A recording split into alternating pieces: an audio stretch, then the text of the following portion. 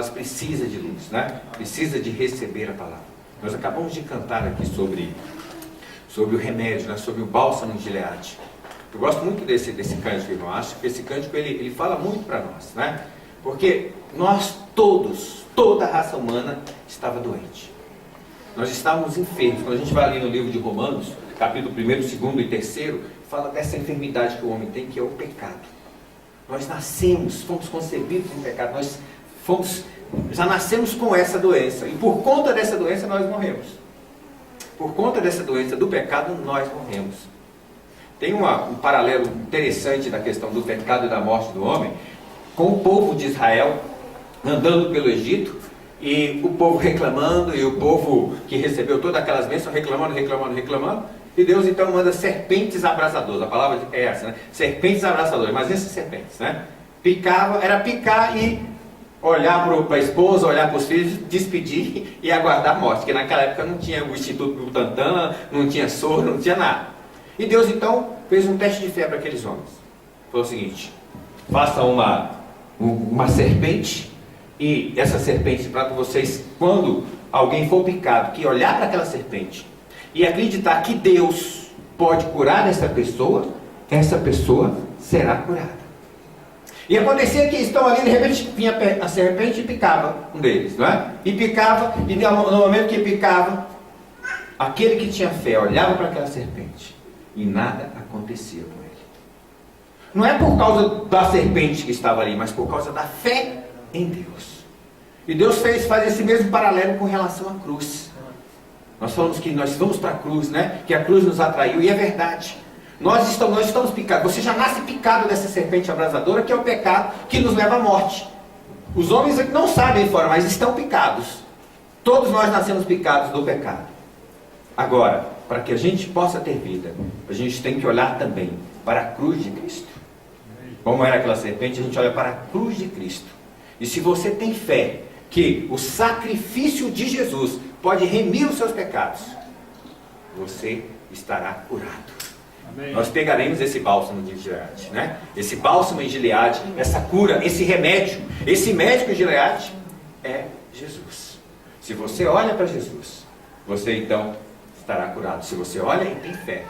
Porque eu creio que naquele deserto muitos eram picados, mas olhavam para aquela serpente e não acreditavam. Isso aqui não vai. Quem não acreditava, o veneno ia fazer efeito. Mas para você que tem fé e que sabe que o nosso Senhor Jesus morreu pelos nossos pecados e pode nos salvar, aí sim nós somos salvos. Amém? Amém. Irmãos, e sobre essa mensagem, né, sobre essa mensagem de fé, de amor, essa mensagem de salvação de Jesus, nós precisamos ser perseverantes nessa mensagem. Nós precisamos ser entusiasmados nessa mensagem. Nós precisamos ser renovados nessa mensagem. E Deus conta com cada um de nós. Ele pode usar outras pessoas? Pode. Mas Ele quer nos usar. Se você está hoje aqui, Ele quer te usar.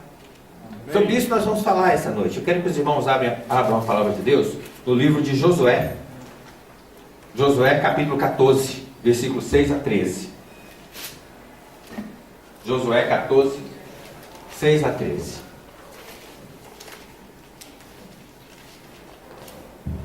O título da mensagem são as lições de Josué. As quatro lições de Caleb, perdão. As 4 lições de Caleb. Os irmãos abriram já? Amém? Amém? Então vamos lá. Chegaram os filhos de Judá a Josué em Gilgal. E Caleb, filho de Jefoné, quenezeu, lhe disse: Tu sabes o que o Senhor falou a Moisés, homem de Deus, em Cades Barneia, a respeito de mim e de ti. Tinha eu 40 anos quando Moisés, servo do Senhor, me enviou a Cades Barneia para espiar a terra. E eu lhe relatei como sentia no coração. Mas meus irmãos que subiram comigo desesperaram o povo. Eu, porém, perseverei em seguir o Senhor meu Deus. Então Moisés, naquele dia, jurou, dizendo: Certamente a terra em que puseste o pé será tua e de teus filhos, em herança perpetuamente, pois perseveraste em seguir o Senhor meu Deus. Eis agora o Senhor me conservou em vida. como prometeu. 45 anos há desde que o Senhor falou esta palavra a Moisés, andando Israel ainda no deserto, e já agora sou de 85 anos. Estou forte ainda hoje, como no dia em que Moisés me enviou. Qual era a minha força naquele dia, tal ainda agora para o combate, tanto para sair como para voltar. Agora, pois, dá-me este monte de que o Senhor falou, naquele dia ouviste que lá estavam os aniquins e grandes e fortes cidades. O Senhor porventura será comigo, para os desapossar como prometeu. Josué abençoou e deu a Calebe, filho de Jefoné, Hebrom em herança. Vamos orar, meus irmãos. Senhor Deus, bendito seja teu santo nome, Pai. Nós te louvamos, nós te agradecemos pela tua palavra que é maravilhosa, a tua palavra que é alimento para as nossas vidas, a tua palavra que é lâmpada para os nossos pés, ó Senhor Deus, a tua palavra que é luz, ó Pai. Pai, nós te pedimos que nessa noite não fale o homem, mas teu Espírito Santo. Que o Senhor possa falar conosco, que nós possamos aprender mais de Ti, Senhor Deus, que o Senhor possa nos renovar, Pai, para poder continuar Te servindo com entusiasmo, com amor e com perseverança, Pai. Nós Te pedimos que o Senhor abençoe cada irmão aqui presente, em nome de Jesus. Amém. Amém, meus irmãos. Nós observamos aqui nessa passagem, que é uma passagem bem conhecida, em que Calebe e Josué foram os dois únicos que entraram na terra prometida, já estão tomando posse daquilo que Deus falou, não é? E o Senhor então tinha dado uma promessa para Calebe, que Calebe iria entrar na terra prometida, que ele seria abençoado, que aquele monte Hebrom ia ser dado para ele como herança. Quanto tempo o Senhor falou isso para Calebe? 45 anos atrás. Pensa, meus irmãos, uma promessa que demora 45 anos. E eu estou usando o termo errado. Não demora, ela levou 45 anos, porque Deus nunca demora. Amém. É sempre no tempo. E Calebe foi abençoado com isso. Porque quando você tem uma promessa de Deus na sua vida, meu irmão, você não vai morrer sem que essa promessa seja cumprida. Aleluia. Podia demorar 80 anos, Calebe ia ter 120. Ia ser cumprido com 120. Ah, mas demorou 200. Então Calebe ia ser um homem de 200. Mas que a promessa do Senhor ia se cumprir antes dele morrer, aí ia se cumprir, né? No livro de Jeremias 17:7, a palavra de Deus diz: bendito o homem que confia no Senhor e cuja esperança é o Senhor. Amém. Bendito o homem. Calebe foi um homem que confiou no Senhor. Quem era Calebe? Calebe era da tribo de Judá, era filho de Jefoné, o quenezeu, um hebreu da família de Kenaz, e tinha uma mãe judia. Calebe, o nome Calebe significa homem de faro, corajoso. Há uma outra acepção que fala fiel como um cão. Eu gosto da concepção hebraica que fala o seguinte: Caleb. Caleb vem de Caleb. Caleb significa de todo o coração. Era um homem que de todo o coração confiava em Deus. De todo o coração se colocava diante de Deus. Que nome bonito, não é? E que nome que reflete a pessoa. Os irmãos já repararam que na Bíblia os nomes refletem as pessoas? De vez em quando, às vezes não é mesmo, mas normalmente reflete as pessoas. O que fez Calebe? Calebe confiou. Quando os demais não confiaram, eram 12 espias, foram 12 encaminhados para a terra prometida, para verificar o que Deus tinha dito para eles, que ia dar para eles. E olha que Deus falou: olha, vocês vão, falou com Moisés, envia esses 12 espias, que eram 12 príncipes de Israel, vão a essa terra, vão fazer uma inspeção, vão fazer uma fiscalização da terra que eu vou dar para vocês. Da terra que eu vou dar para vocês. E quando ele chega nessa terra, que ele vai observar essa terra junto com esses 12, a terra era maravilhosa, irmãos. Eles usavam um termo, dizia o seguinte, que a terra manava leite e mel. Pensa, evidente que é só uma forma de falar, mas é uma terra maravilhosa. E Deus falou que ia dar essa terra para eles, né? Ia dar essa terra para eles. Só que quando eles chegaram lá, eles olharam a terra, que era muito boa, mas olharam também os obstáculos. Sabe o que tinha lá nessa terra? Tinha os aniquins, os descendentes de Anak, que eram gigantes, de onde veio Golias, né? Homens de 3 metros de altura. Lá tinha essas pessoas. Cidades fortificadas. cidades fortificadas, povo de guerra. E eles, olha, não vai dar para entrar. Deus falou o que para eles? Falou que Ele ia dar aquela terra para eles. Ali, irmãos, naquele momento, quando eles dão o relatório, e dos 12, só Josué e Caleb fala que temos que confiar em Deus, porque Ele disse que vai dar e vai dar. É o maior teste de fé coletivo de que uma nação pode ter, é esse. Na Bíblia eu não conheço outro teste de fé coletivo mais forte do que esse. Por quê? Porque aquele povo, ele foi liberto do Egito.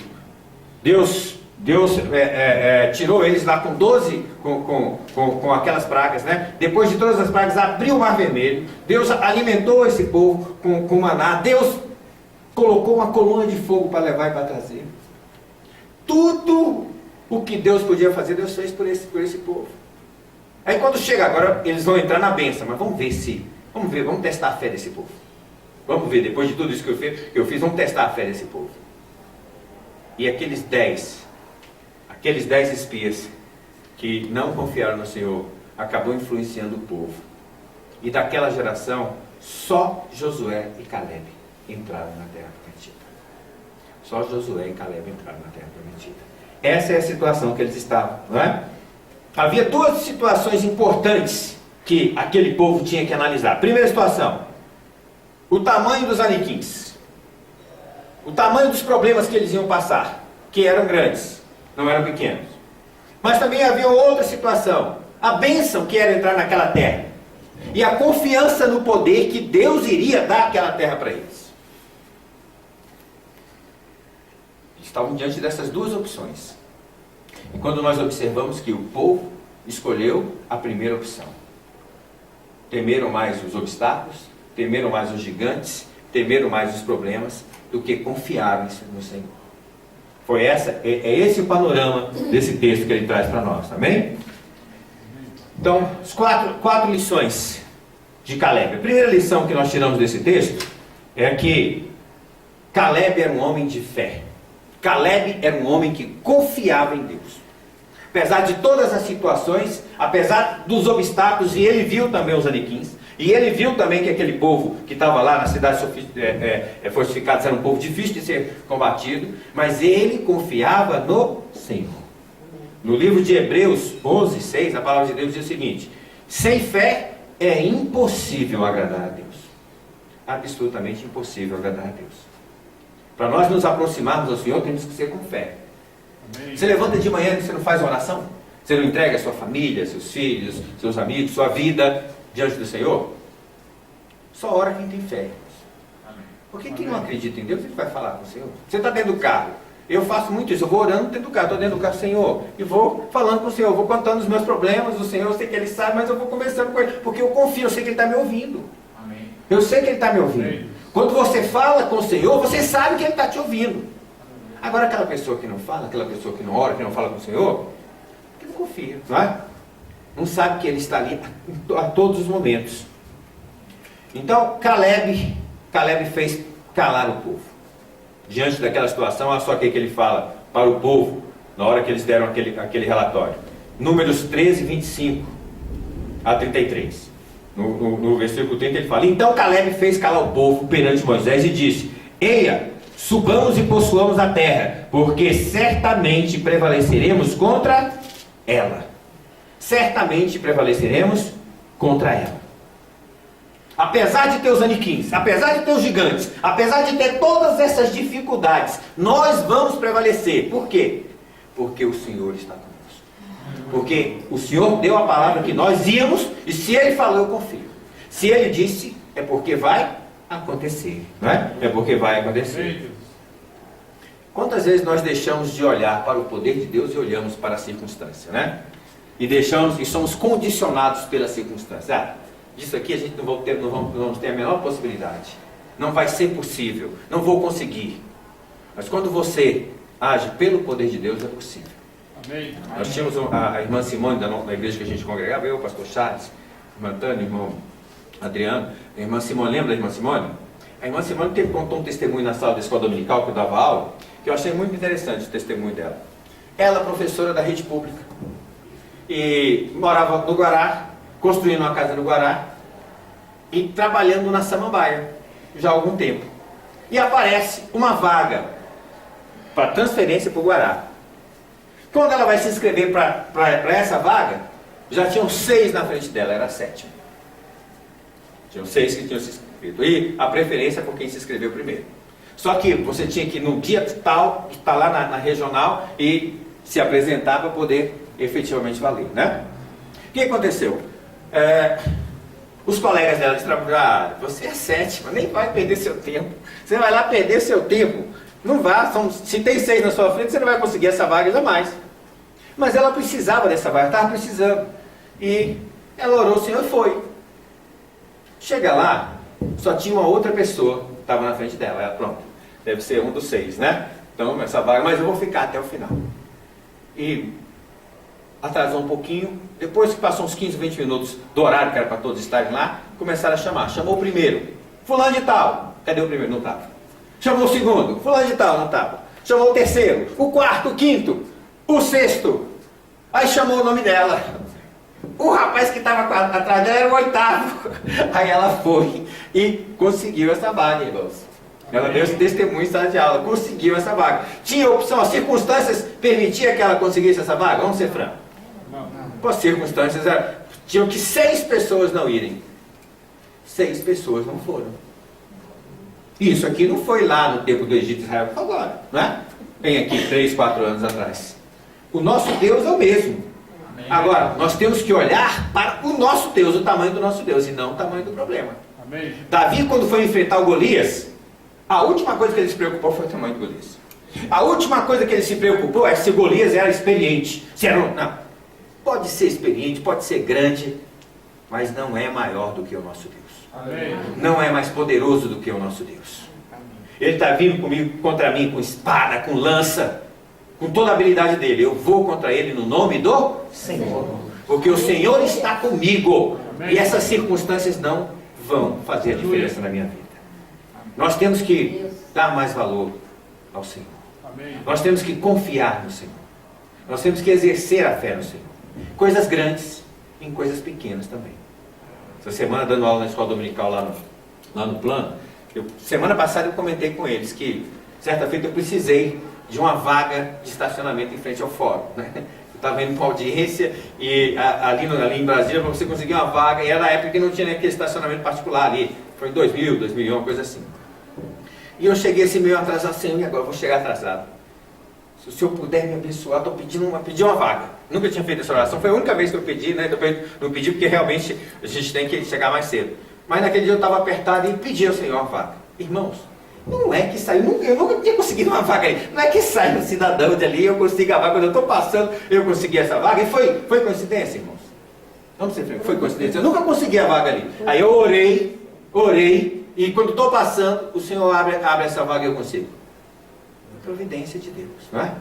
Aí eu comentei com eles isso já tem 10, tem uns 15 anos. Aí agora mudou o tipo de problema, né? Porque lá tem vaga, etc. Mas tem um tal de processo judicial eletrônico, em que você tem que colocar uma senha, tem um tal do token, tem toda uma questão de informática, que a minha geração não é das mais aptas com isso, mas tem que mexer, né? E aí eu tenho muito problema com isso, que às vezes a minha senha dá algum problema, esse token dá algum problema, e quando dá um problema eu tenho que chamar sempre um técnico lá em casa para arrumar. Quarta-feira eu apertadíssimo de tempo. Uma audiência no período da tarde, de manhã, uma coisa apertadíssima. E na terça eu tinha tentado passar uma réplica de um processo que eu estava seguindo, que era importante, o prazo vencia na quarta, eu tentei passar na terça-noite e deu problema. Boto lá, digito, coloquei. Quando eu vou colocar a senha para mandar, erro na senha, erro, não sei o que lá. Tentei uma vez, 2 vezes, 3 vezes, nada. Aí na quarta de manhã eu fiz várias coisas e quando já tinha programado. Quando der meio-dia eu vou ao fórum, tem uma sala lá específica e vou falar com eles para poder ir lá, quando eu vou lá resolve, né? Só que eu tinha que sair de casa, ir lá no fórum perto do bombeiro, para depois voltar e ia me enrolar o tempo, eu tinha tanta coisa para fazer. Aí eu peguei, abri de novo o computador, coloquei de novo a documentação toda ali. E quando chegou na hora de botar a senha, botei a senha, e na hora de apertar o clique eu parei e falei assim, bora, Senhor, abençoa que vá, estou precisando hoje, estou apertado, estou precisando. apertei, dei o clique. E foi, irmão. Eu estou contando para os irmãos porque foi. Igual aquela vaga, eu não vou ficar testando Deus assim não, mas dessa vez foi. Igual aquela vaga do estacionamento, aconteceu de novo. Às vezes as circunstâncias não demonstram que a situação vai se resolver, mas nós temos que olhar o poder de Deus. Eu recebi uma historinha uma vez pela internet que eu achei interessante, de um garoto lá na Flórida, que foi pego com jacaré. Esses dias teve um que foi pego na Disney, né? No jacaré. Ele foi pego num daqueles pontos lá da Flórida, e a mãe dele, quando o jacaré pegou ele pela perna, a mãe correu, garoto de uns 10 anos, a mãe segurou pelo braço, enfiou a mãe no braço e puxa daqui, puxa dali. Agora pensa uma mãe brigando pelo filho. O jacaré tem que ser muito forte para ganhar dela, né? Sei que essa mãe conseguiu tirar esse jacaré. Puxou, o menino ficou machucado, cortado, foi para o hospital, e isso gerou, muitas pessoas iam lá entrevistá-lo, inclusive o jornal foi entrevistar. Diz que chegou uma pessoa para falar com ele, e normalmente quando iam falar com ele, queriam ver aonde o jacaré mordeu, né? E ele é um garotinho esperto. As pessoas, olha, o jacaré mordeu, ele mordeu aqui, mas eu quero mostrar para vocês a marca das unhas da minha mãe no meu braço. Porque foi ela que não deixou esse jacaré me levar. Olha aqui meu braço, olha as marcas dela. Às vezes nós queremos mostrar a mordida do jacaré, mas nós temos que mostrar as marcas da unha. Nós temos que mostrar as marcas de Deus na nossa vida. Né? Porque são as marcas de Deus na nossa vida que fazem a gente estar vivos, que nos conduz. Amém?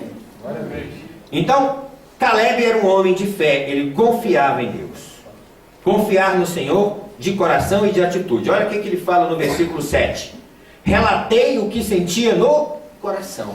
Quando ele chega diante de toda a congregação, de todo o povo de Deus, ele relata o que ele sente no coração. E o nosso Deus é um Deus que vê o que nós sentimos no nosso coração. Nós podemos até falar, olha, eu sinto isso, eu faço assim, mas Deus sabe o que se passa nos nossos corações. Deus sabe o que realmente nós pensamos. Deus sabe se realmente nós temos fé, se nós realmente confiamos nele. Há um texto na palavra de Deus que eu acho muito bonito, de fé do apóstolo Paulo, né? O apóstolo Paulo sendo preso, sendo levado para Roma, saindo da ilha de Creta, ele avisa, então Deus fala para ele avisa para o comandante do navio e fala, olha, nós não podemos ir porque esse navio vai naufragar. Deus me falou que esse navio vai naufragar. O que o comandante fala? Você é um preso, né? Tudo bem, mas é um preso, eu vou ouvir esse preso, segue, está tudo limpo, está tudo ótimo. E não ouviu a palavra do Senhor e seguiram. Irmão, dura coisa é você não ouvir o que Deus manda você fazer, não é? E diz que depois que eles seguiram, passou um pouco, a situação ficou difícil. Olha como é que ficou a situação deles. Atos 10, 20, né? Diz o seguinte: e não aparecendo havia já alguns dias, nem sol, nem estrelas, caindo sobre nós grandes tempestades, dissipou-se afinal toda a esperança de salvamento. Havendo todos estado há muito tempo sem comer, Paulo, pondo-se em pé no meio deles, disse, senhores, na verdade era preciso terem atendido e não partir de Creta para evitar este dano e perda. Mas já agora vos aconselho, bom ânimo, porque nenhuma vida se perderá entre vós, mas somente o navio. Porque esta noite um anjo de Deus, de quem eu sou e a quem eu sirvo, esteve comigo, dizendo, não temais, é preciso que compareças perante César, e eis que Deus, por sua graça, te deu todos quantos navegam contigo. Portanto, senhores, tende bom ânimo, pois eu confio em Deus, que sucederá do modo que me foi dito. É interessante, né? Porque no versículo 20 ele fala assim, dissipou-se afinal toda a esperança de salvamento. Já tinha alguns dias que eles não viam sol, não viam estrela, estava tudo escuro, tempestade, a coisa estava terrível, eles só estavam esperando quando o navio vai virar. Não é assim, se ele vai virar, não, é quando ele vai virar. Todo mundo jejuando. A palavra de Deus diz que quando a coisa aperta, né? Todo mundo jejuando, cada um orando para o seu Deus lá e jejuando. E aí, Paulo se levanta. Aqui eles acreditaram, né? Agora nesse momento eles acreditaram, porque eles estavam numa situação tão amargurada e falar agora, todo mundo vamos comer, todo mundo se prepara com força, porque o meu Deus, em quem eu confio, disse que nenhuma alma vai se perder. Sabe quantos eram, meus irmãos? 276. 276 pessoas estavam nesse navio. Sabe quantas morreram? Nenhuma. Eu fico imaginando o centurião contando os presos e contando a tripulação e todo mundo ali. E quando ele chega na conferência final, estava 276. A partir daí, ele certamente fala: Paulo, quando a gente deve sair, Paulo? Claro que a palavra de Deus não está dizendo isso, né? Mas certamente ele fala: será que a gente pode sair na semana que vem? Será que não? Devemos ouvir, devemos confiar. E Paulo confiou. Olha aqui ele fala assim: pois eu confio em Deus, que sucederá do modo como me foi dito. Confiar é confiar mesmo do coração. Amém. É ter uma atitude de confiança. Diz que certa feita, nas cataratas do Niágara é uma queda d'água, são as cataratas que separam o estado de Ontário, no Canadá, de Nova York, do estado de Nova York. E nessas cataratas, que são cataratas bonitas e altas, tinha um equilibrista. E o cidadão era um craque. Ele andava naquela corda bamba, ia até o final e voltava. E as pessoas olhando, e tinha uma mulher especialmente alegre com isso, porque realmente o show era bonito, e batia a palma, ele foi e voltou, né? Aí agora eu vou levando um carrinho de mão. Ele pegou um carrinho de mão e foi com esse carrinho de mão até lá e voltou, né? Aí todo mundo, aí virou para essa senhora: e a senhora sabe que agora eu vou colocar uma venda e vou andando, a senhora acredita?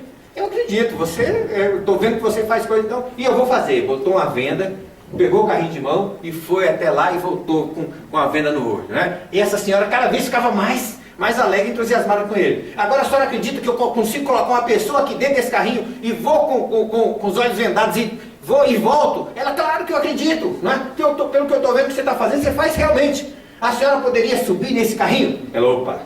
Aí eu acredito. Agora subir nesse carrinho, aí eu não subo não. Tem pessoas que não sobem do carrinho de Deus, né?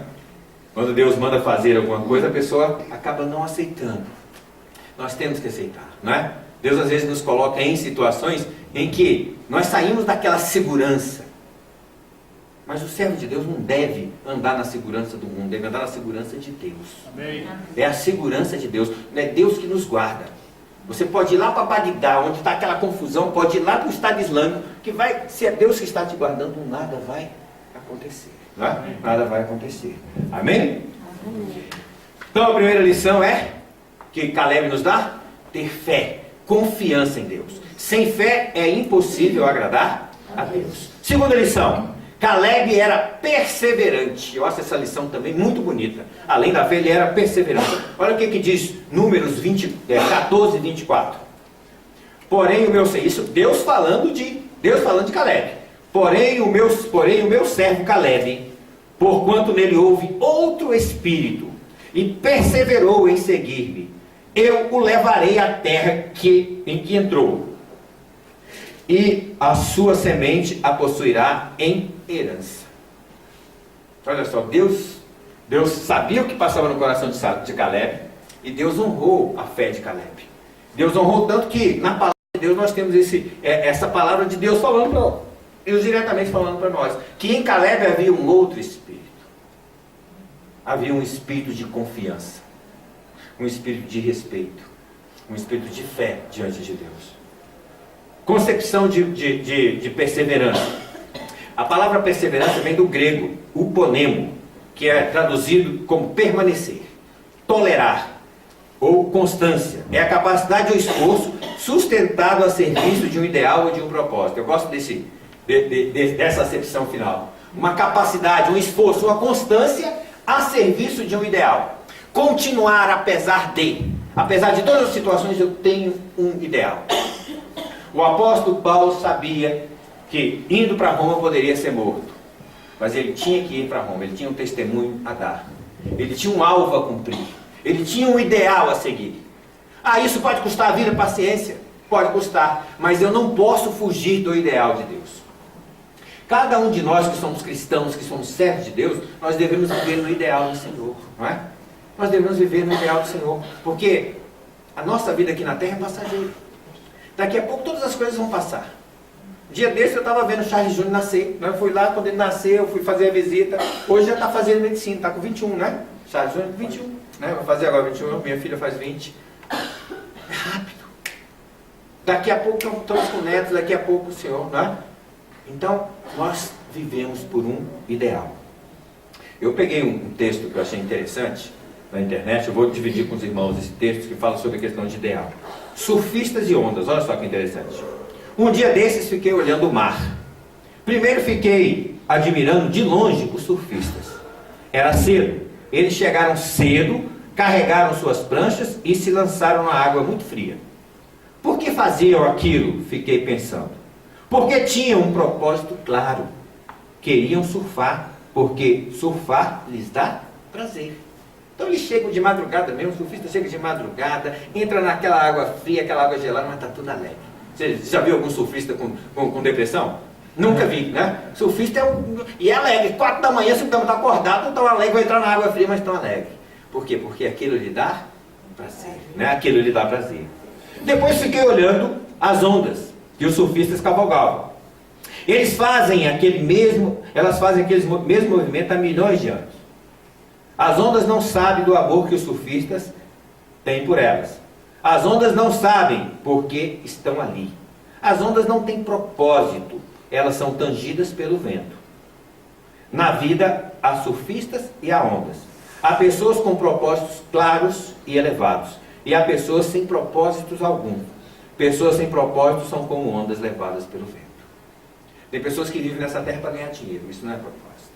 Tem pessoas que vivem porque vivem aqui nessa terra. Isso não é um propósito. Nós não podemos ser pessoas sem propósitos. Nós devemos ser guiados pelo propósito de Deus. Amém. Nós não podemos ser guiados pelo vento. Havia um cântico bonito, né? Fala assim: eu comparo a vida de um homem sem Deus como uma folha seca caída no chão, que vai para onde o vento levar. Não é? É assim, um homem sem Deus vai para onde o vento levar. Para onde levar, ele vai. Nós não. Nós vamos para uma direção. E a direção que o apóstolo Paulo falou para nós. O que o apóstolo Paulo falou? Prossigo para o alvo. Eu prossigo para o alvo. Combati o bom combate, encerrei a carreira e guardei a minha fé. E para o alvo eu vou. Qual é o nosso alvo, irmãos? Jesus. O nosso alvo é Cristo. O nosso alvo é Cristo. E nós devemos prosseguir para o alvo. Prosseguir e durante o caminho espalhar a semente. Durante o caminho levar a semente. Ontem eu fui convidado para levar uma palavra no culto da saudade. Na igreja que eu me converti. Eu achei muito interessante, que tinha muitos anos que eu não ia lá. Me converti na igreja cristã evangélica de Ceilândia. Foi a igreja em dezembro de 1983. E eu imaginei ontem que muitas das pessoas não iam estar lá, né? Poxa, tanto tempo. E o pastor, que é um amigo meu, que era daquela época, me convidou e pediu para que eu levasse a palavra. Eu fui, falei assim: pô, pelo menos eu não vou ver muita gente, mas vejo 1 ou 2, já vai ser alguma coisa, né? E estou esperando chegar lá e encontrar uma meia dúzia de gatos pingados. Irmãos, a igreja estava cheia. E a igreja cheia de pessoas daquela época. Eu quase que não acreditei, quase que eu caí. Eu fiquei tão alegre, que eu até fiz um trocadilho da situação em que Pedro esteve ali no Monte da Transfiguração, sabe? Em que ele vê ali Jesus, Moisés e Elias e fala assim: vou fazer uma tenda, é bom estarmos aqui, eu não quero sair daqui, né? Sabe aquela situação de, poxa, está até o gol aqui. Mas ali, eu vou fazer só esse comentário com os irmãos. Quando eu cheguei na igreja, eu perguntei pelo irmão Arlindo. O irmão Arlindo era uma pessoa que nessa época devia dar por volta dos quase seus 60 anos, né? E o irmão Arlindo foi a pessoa que... Eu morava ali no centro da Ceilândia, minha mãe tinha uma só frango, e eu vendia frango. Ele foi me comprar frango na época do Natal, no final. Ele foi me comprar e falou assim: olha, vamos ter uma cantata de Natal na nossa igreja. Você não quer ir não, meu jovem? Eu tinha 16 anos, 15 para 16 anos. Eu agradeci, mas quando chegou a noite, eu olhei da minha casa, dá para ver, do meu quarto dava para ver a igreja, né? E todo mundo ali naquela alegria, naquela igreja e tal. E eu acabei indo para a igreja. Fui assistir a cantata, fui muito bem recebido, fui muito bem acolhido. No outro domingo seguinte eu ouvi a palavra do pastor. E quando eu cheguei no outro domingo ouvindo a palavra do pastor, parecia que o pastor só falava para mim. A igreja é grande, devia ter umas 300 pessoas, mas era como se alguém tivesse falado da minha vida para ele. E ele falando, e no final ele faz o apelo. E você quer ter um compromisso com o Senhor? Você quer? E eu queria sim, irmãos.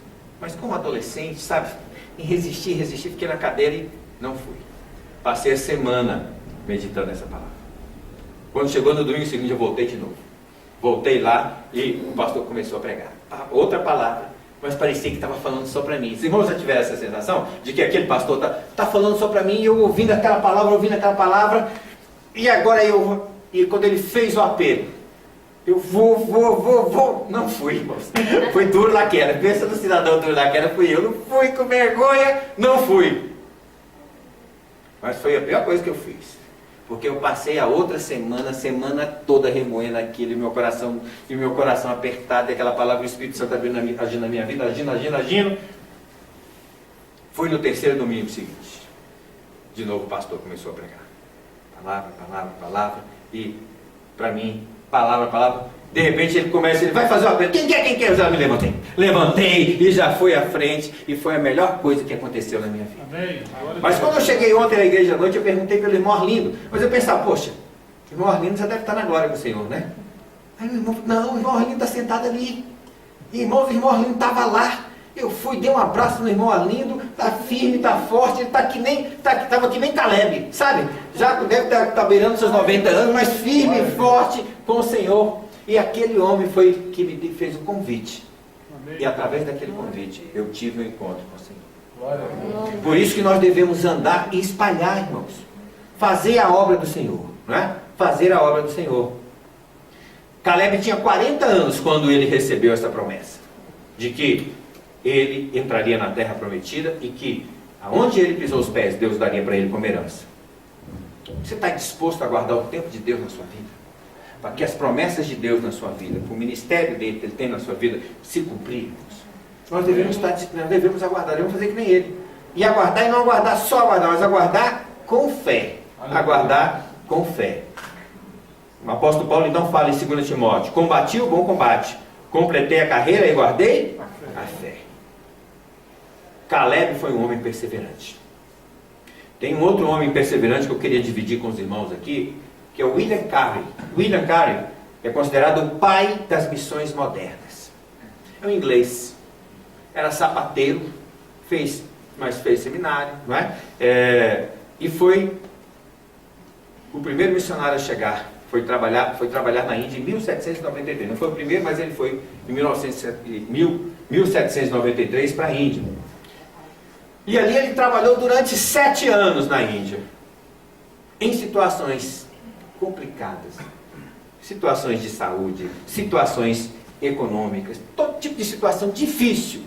Sabe quantas almas ele conseguiu? De 1793 a 1800, irmãos? Nenhuma. Em 1800 ele conseguiu batizar um. E o pior, a situação dele não era fácil não, porque a mulher dele era quando? Agora imagina, você está num país como a Índia, fazendo missões, e a mulher sendo contra. Olha só a situação que ele passou com essa mulher, né? John Thomas, que era um companheiro dele de viagem, escreveu o seguinte: a senhora Karen dá-nos muito trabalho. Além de nos envergonhar, ela cismou que Karen é um mulherengo, que sai com prostitutas, e seu ciúme queima como fogo inextinguível. E essa ideia horrorosa enche o seu coração, noite e dia, há 9 ou 10 meses. Pensa isso, irmão. Você fazendo a missão do Senhor e a mulher te acusando a todo tempo. E não é só isso, ó. 9 ou 10 meses. Assim, se ele sai de casa, de dia ou de noite, ela o segue. E declara de forma solene que o pegou com as serviçais, com as amigas, com os amigos, com a senhora Thomas, que é a mulher dele, desse pastor que está falando, com a senhora Thomas, e que todos os dias e todas as noites ele é culpado. Ela chegou até mesmo a atentar contra a vida dele. Irmãos, pensa na situação desse homem, desse pastor. E ele desistiu. E ele largou de fazer a obra do Senhor, mesmo diante de um obstáculo deste nível? Não. Olha só o que esse homem fez. Trabalhou 41 anos na Índia. 41 anos. Traduziu a Bíblia para 44 línguas. Produziu gramáticas, dicionários. Calcula-se que o William Carey traduziu a Bíblia para a terça parte do mundo daquela época. Pensa nisso. A terça parte do mundo daquela época. Quando chegou na Índia, os ingleses negaram a permissão para ele desembarcar. Olha só. Tudo difícil. Não foi nada fácil. Agora, ao morrer, Porém, o governo mandou içar as bandeiras, a meia haste, em honra de um herói que fizera mais pela Índia do que todos os generais britânicos, do que todos os generais britânicos antes dele. Isso é um exemplo de perseverança. De pessoas que, por um ideal, pelo ideal do Senhor, passam por toda essa situação, mesmo uma situação dessa. Mas não há mal que sempre dure, né? Nós sabemos que aí as coisas foram mudando, foram passando, e quantas pessoas foram abençoadas através dele. E um exemplo dele para os outros pastores e os outros missionários naquela época, irmãos. E o exemplo dele. Então, nós devemos ser perseverantes, como foi Caleb, como foi Paulo, como foi William Carey. Nós devemos ser perseverantes no Senhor. Amém? Terceira lição. Caleb foi renovado. Essa lição também é muito boa, né? A palavra de Deus em Isaías 31 diz o seguinte: mas os que esperam no Senhor renovam as suas forças, sobem como asas, como águias, correm e não se cansam, caminham e não se fatigam. Tinha um corinho que a gente cantava, né? Mas os que esperam no Senhor renovarão as suas forças, subirão como asas, como águias. Engraçado que esses hinos dessa época eu sei tudo de cabeça. Hoje em dia esses aqui eu tenho que ler, né? Mas naquela época a gente tinha que decorar, né? Na década de 80 nem transparência tinha. Eles normalmente escreviam, tinha transparência, mas as igrejas não tinham tanta condições de texto, né? E era uma bênção, e é uma bênção ainda, né? Com 85 anos, Caleb tinha a mesma força. Quando eu tinha 40, eu fui, olhei, vi, e hoje eu estou com 85. Igual eu estava naquele momento, eu também estou agora. Deus o renovou. Deus permitiu que ele chegasse naquele momento renovado. Irmãos, um dia nós somos renovados espiritualmente, dia após dia. Mas um dia nós seremos renovados completamente, porque a palavra de Deus diz que nós teremos um corpo espiritual. Amém, Deus. Aleluia. O cansaço, tudo isso vai passar. 1 Coríntios 15, 41, 44 diz o seguinte: uma é a glória do sol, outra a glória da lua, outra a glória das estrelas. Porque até entre estrela e estrela há diferenças de resplendor. Pois assim também a ressurreição dos mortos semeia-se no corpo na corrupção e ressuscita na incorrupção. Semeia-se em desonra e ressuscita em glória. Semeia-se em fraqueza e ressuscita em poder. Semeia-se no corpo natural e ressuscita no corpo espiritual. Se há corpo natural, há também um corpo espiritual. Nós estamos semeando agora em desonra, nós estamos semeando em fraqueza, em corrupção, não é? Porque nós ainda estamos tocando pó nessa terra. Ainda existe um velho homem dentro da gente, não existe, irmãos? De vez em quando esse velho homem não quer se manifestar, é ou não é? Então, tudo isso vai ser renovado em nós. Amém. Quando nós estivermos com o Senhor, no dia do Senhor, nós teremos um novo corpo. Amém. Nós seremos totalmente renovados. Então nós devemos saber que Deus nos renovará lá e Ele vai nos renovar também aqui espiritualmente. Amém. Devemos ter fé e confiança nisso. Caleb foi renovado. Ele chegou nesse momento da vida dele renovado. Quarta lição e última lição. Caleb entusiasmado. Caleb era um homem entusiasmado. Ele não era só renovado, ele não era só confiante em Deus, ele não era só perseverante, não. Ele era entusiasmado. Irmão, uma coisa é você falar ou fazer alguma coisa por fazer. Outra coisa é você fazer alguma coisa entusiasmado.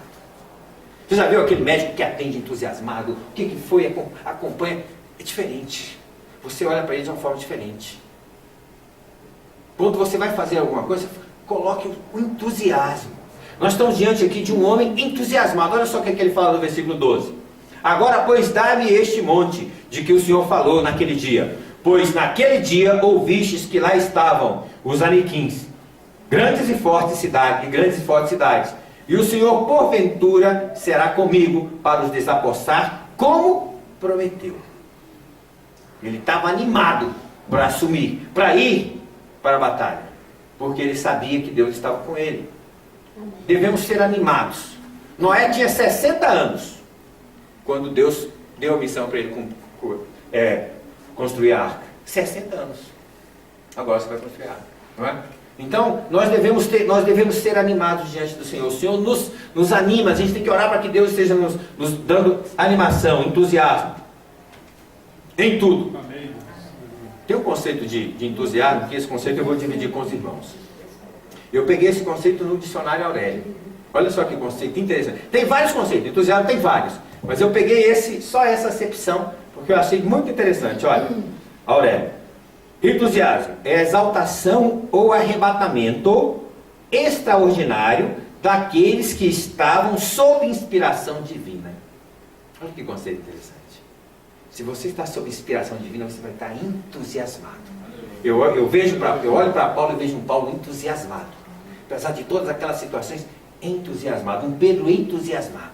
Vejo um pastor Chaves entusiasmado. Apesar da luta, entusiasmado. Nós devemos ser entusiasmados.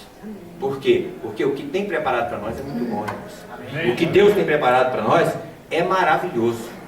Vai ser maravilhoso. Então não olha para as circunstâncias, não olha para as dificuldades. Seja otimista e entusiasmado. Diz que certa feita um gerente muito otimista, muito educado, né? Ele sempre tinha uma palavra. Ele foi fechar a loja, fechou um pouco mais tarde, foi assaltado.